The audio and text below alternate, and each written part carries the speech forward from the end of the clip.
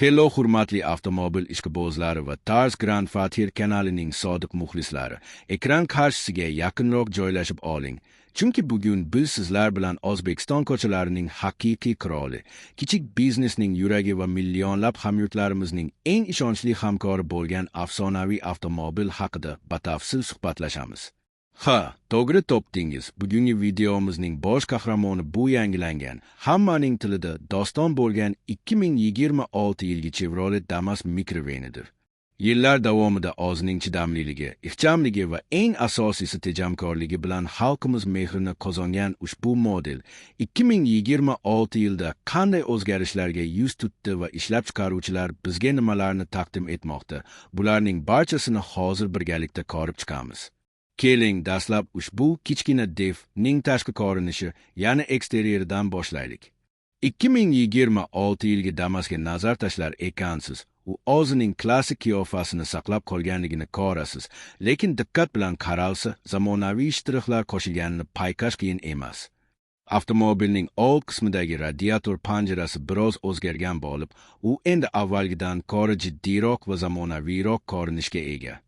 Falar dizayni ham yangilangan bo'lib, yoritish tizimi kuchaytirilgan. Bu esa tunda yoki tumanli kunlarda haydovchiga yo'lni aniqroq ko'rish imkonini beradi.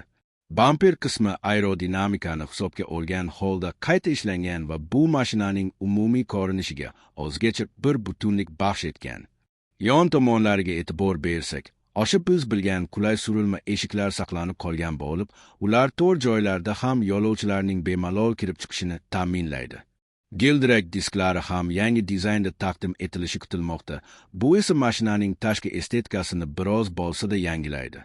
Kuzov bo'yoqlari sifati oshirilgan bo'lib, quyosh nurlariga va chizilishlarga nisbatan chidamliligi kuchaytirilgan. Bu esa mashinangizning uzoq vaqt davomida yangidek turishiga xizmat qiladi. Endi esa keling, salon ichiga kirib, interior va qulayliklar bilan yaqindan tanishamiz.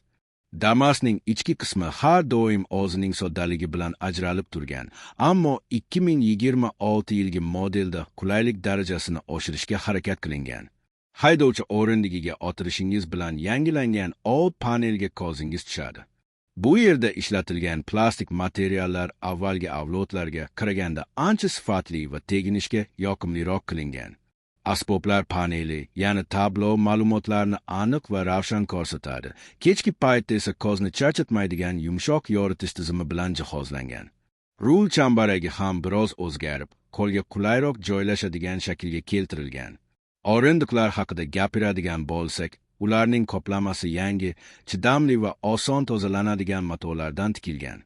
Bu ayniqsa kun davomida ko'p vaqtini rulda o'tkazadigan haydovchilar uchun juda muhim. Shuningdek, o'rindiqlarning ichki poroloni ham o'zgartirilgan bo'lib, uzoq yo'lga chiqqanda bel og'rig'ini kamaytirishga yordam beradi. Salonning isitish va sovutish tizimi, ya'ni pechka va konditsioner samaradorligi oshirilgan. O'zbekistonning issiq iqlimida konditsionerning yaxshi ishlashi qanchalik muhimligini hammamiz yaxshi bilamiz. Damasning eng katta yutug'i bu uning sigimidir. 7 kishilik o'rindiqlar kerak bo'lmaganda yig'ishtirib qo'yilsa, orqa qismda juda katta yukxona hosil bo'ladi. Bu esa tadbirkorlar uchun ayni muddao. Navbat avtomobilning yuragi va texnik ko'rsatkichlariga. 2026 yilgi Chevrolet Damas kapoti ostida bizga yaxshi tanish bo'lgan, vaqt sinovidan o'tgan butun 8 litrli, 3 silindrli benzinli dvigatel joylashgan. Kimdir bu dvigatelni kichkina deyishi mumkin, lekin uning asosiy vazifasi poygalarda qatnashish emas, balki minimal xarajat bilan maksimal ish bajarishdir. Yangilangan modelda dvigatel sozlamalari takomillashtirilgan bo'lib, u yoqilg'ini yanada tejamkor sarflashga moslashtirilgan. Shahar ichida, tirbandliklarda bu motor o'zini juda yaxshi tutadi. 5 bosqichli mexanik uzatmalar qutisi ham o'zgarishsiz qolgan bo'lsa-da, uzatmalarni almashtirish mexanizmi silliqlashtirilgan. Xodovoy qismiga kelsak, old suspenziya mustaqil, orqa esa resorli bo'lib qolmoqda. Resorlar mashinaning og'ir yuklarni ko'tarish qobiliyatini ta'minlaydi va O'zbekiston yo'l sharoitlariga juda mos tushadi. To'g'ri, mashina bosh paytida biroz qattiqroq yurishi mumkin, lekin yuk ortilganda u yumshab, yo'lda barqaror harakatlanadi. Damasning yana bir ustunligi uning manevr qobiliyatidir.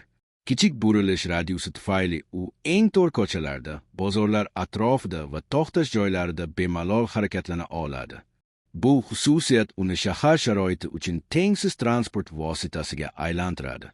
Va nihoyat barchani eng ko'p qiziqtiradigan mavzu narxlar va xulosa. 2026 yilgi Chevrolet Damas narxi uning komplektatsiyasiga qarab farqlanadi. Odatda bozorda oddiy van versiyasi, ya'ni yuk tashishga mo'ljallangan varianti arzonroq, yo'lovchi tashishga mo'ljallangan va konditsioner bilan jihozlangan lyuks versiyalari esa biroz qimmatroq bo'ladi. Hozirgi kunda narxlar o'zgarib turgani uchun aniq raqamlarni aytish qiyin, lekin shuni ishonch bilan aytish mumkinki, Damas o'z sinfida narx va sifat mutanosibligi bo'yicha yetakchilikni qo'ldan boy bermaydi. Uning ehtiyot qismlari har qadamda topilishi, ta'mirlash ustalarining ko'pligi va ikkilamchi bozorda o'z narxini yaxshi ushlab turishi uni sotib olish uchun jiddiy sabablardir. Agar sizga oilaviy sayohatlar uchun, kichik biznesingizda yuk tashish uchun yoki shunchaki shahar ichida tejamkor harakatlanish uchun ishonchli mashina kerak bo'lsa, 2026 yilgi Damas eng to'g'ri tanlovlardan biri bo'lib qoladi. U oddiy, tushunarli va har qanday injiqliklardan xoli avtomobil. Shuning bilan bugungi Damas haqidagi batafsil video sharhimiz o'z nihoyasiga yetdi. O'ylaymizki, ushbu ma'lumotlar siz uchun yangi avtomobil tanlashda foydali bo'ladi. Agar videomiz sizga manzur kelgan bo'lsa, like tugmasini bosishni, kanalimizga obuna bo'lishni va qo'ng'iroqchani bosib qo'yishni unutmang. Shuningdek, Damas haqidagi o'z shaxsiy fikr va mulohazalaringizni, tajribalaringizni izohlarda yozib qoldiring. Biz uchun har biringizning fikringiz muhim. Keyingi qiziqarli va foydali videolarda ko'rishguncha xayr, yo'llaringiz bexatar va ravon bo'lsin aziz do'stlar.